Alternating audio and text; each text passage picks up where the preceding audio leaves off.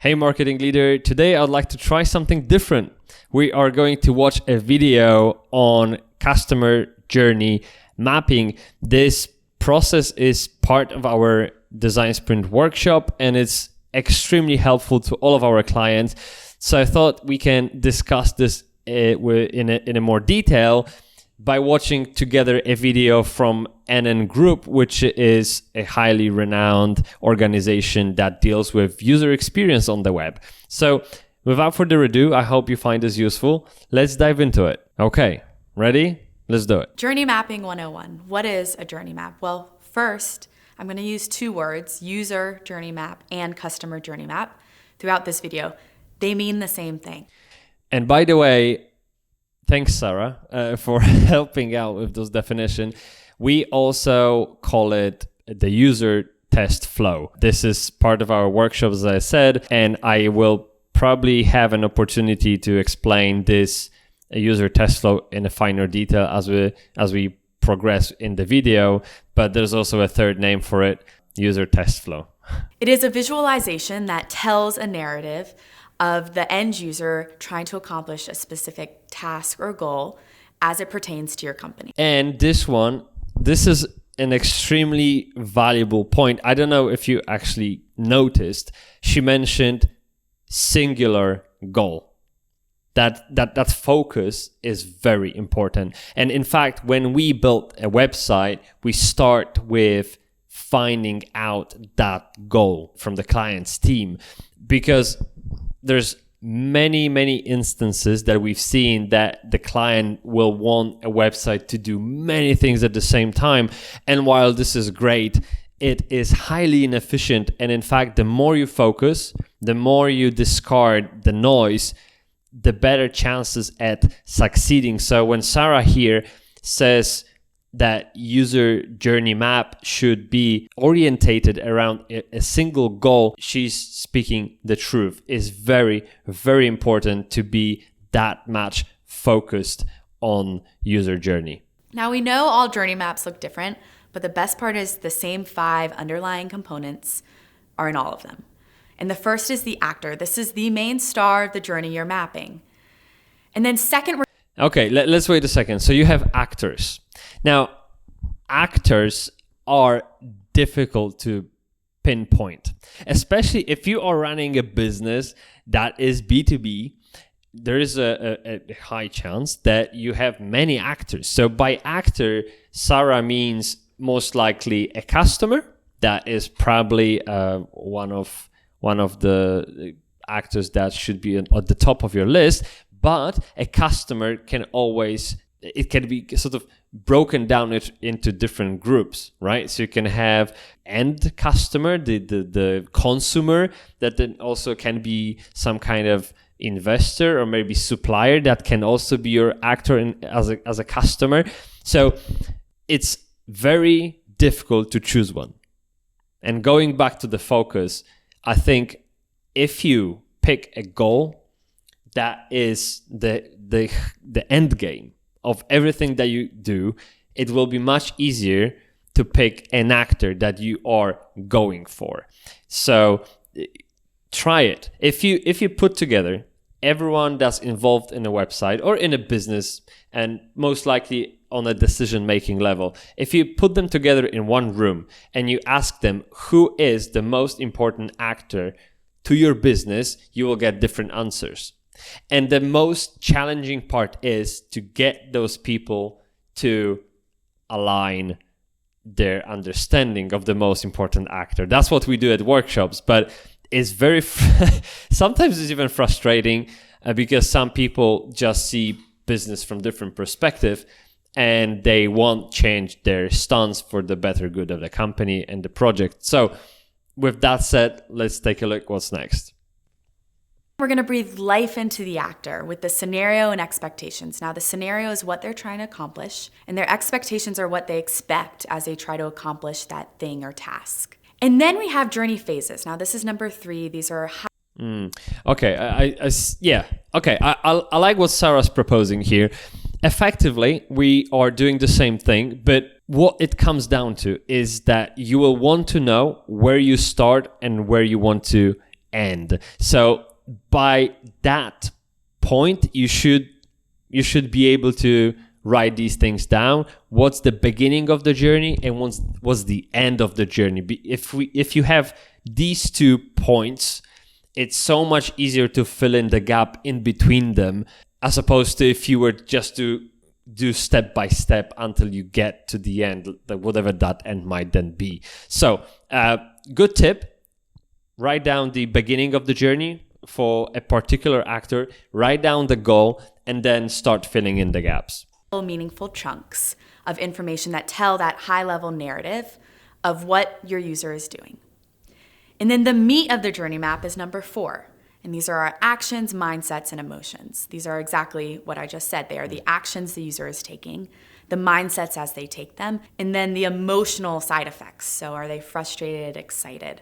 And then the last. Okay, so before we go to the final part, this is not something that we do because we get this element that regards all the emotions from user testing and further feedback later down the project roadmap. However, this is a great tip when you don't want to do user tests yet and you want to dive real deep into what people feel at each particular step. And I think this is actually important for any kind of, let's say, funnel journey for that marketing, sales, or business goals. This is actually a really good tip. And fun fact is, when we actually map out the user journey, we split it into phases called discovery, learning, and use. So that'd be your phase 1, phase 2, phase 3: discovery, discovering, learning, and using or use. And what it means is basically, if you take that actor, you ask yourself, how do they discover? And you can write down all the ideas, such as social post, PPC, Google organic search, etc., maybe some kind of event. Then depending on how you aggregate those and what you think that people will want at those particular funnels, you can then proceed to the learning phase. How do they fulfill their requirement? Be that read a blog, visit homepage, book a demo, contact your team in some way or another, maybe sign up to a newsletter, like whatever there might be. You put that in the learning column, and once they learn, they are then ready to use your product. And using your product, using your service, it will entirely depend on your organization, what it actually means to you that the client uses you.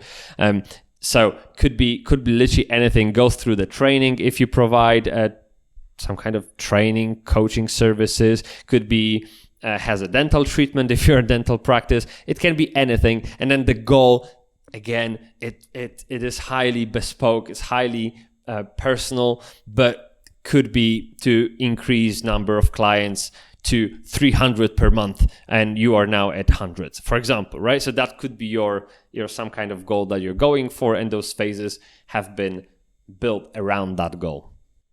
Most important component are these insights and opportunities, and I like to put these at the bottom of my journey maps. These are the takeaways.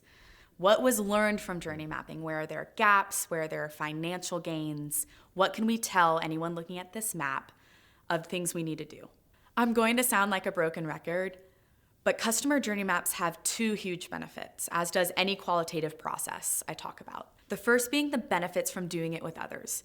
You create that shared language, that shared understanding, the same mental model of what your end user is doing. Now, done well, that process then creates this artifact, and that's the second benefit. With this artifact, you can convince stakeholders, you could show other departments, and hopefully your goal being that those insights and opportunities drive positive change. Yeah, I mean, absolutely. This is 100% agree.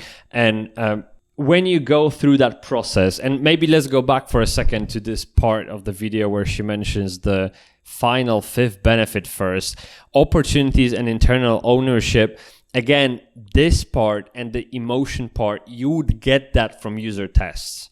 If you run moderated user tests, and you can you're good at facilitating these, and you can actually read between the lines, you can read facial expressions from user testers, you will uncover those points that will help you improve that user journey Anyway, or if you are lucky and you find a good user tester, they will just tell you. People like to speak their mind, and if something's wrong, and at the end of the day, that's what they are there for, you get direct feedback from the user themselves on the spot, and you can even follow up, which is even better. If something is just unclear, you can ask a question, could you elaborate, please? And they will happily do it. So regardless, I think these takeaways, which Sarah mentioned, are absolutely fundamental to creating a healthy customer journey map or user test flow, or however you want to call it. And whether that's through your website, whether that's through your business, your offering, however your customer approaches your business, however they use you, and whatever level you try to get right at this point, these components are absolutely essential. You want to know the start, you will want to know the end, you'll want to know what happens in between, how customers feel about taking those actions as they go through the funnel, or and then also learning from that feedback is another skill of its own. So all of that together should give you a great foundation for building a solid customer journey map. But then benefits, Sarah mentioned the shared language between all the stakeholders and all the people on your team and your customers, and that's exactly it. And also that's where design systems come in. That's where you also have very interesting discussions between the team members about topics that weren't discussed before. We had an example with a client that when we were building all the map, the entire journey for the customer through their service, they stumbled upon a point that was a missing puzzle for a really long time, and then all of a sudden it surfaced at that point. It was a great moment of enlightening. So all those exercises, all those discussions, all that effort that goes into building those customer journey maps is extremely important, and you as a marketer should definitely take part in those, and then even call in all those stakeholders, your colleagues to help out, because anyone's opinion is valuable. They all should feel like they contribute, and who knows what kind of issue, concern, or an idea will develop in their head that they will happily share with you and make the whole thing that much better, and contribute to the overall health of the company and marketing funnels, sales funnels, etc. So that's really it. Okay, that's the end of the video. So again, if you don't know NNG, then by all means go to their channel, go to their website. They have fantastic articles backed by years of research, and I don't know how long it takes those guys to actually build those reports, but they're crazy. And most of UX UI world takes knowledge from them, that they are the source of truth. So I hope you enjoyed this kind of reaction video and my extra input on top of what Sarah from NNG said. If you'd like to see more of those, then do let me know. I'll be very happy to do it. We can maybe even do it live on stream if you're happy to join. In any way, thanks so much for watching. I really appreciate your time. As always, leave me a comment and let me know your thoughts. Thanks so much. Bye bye.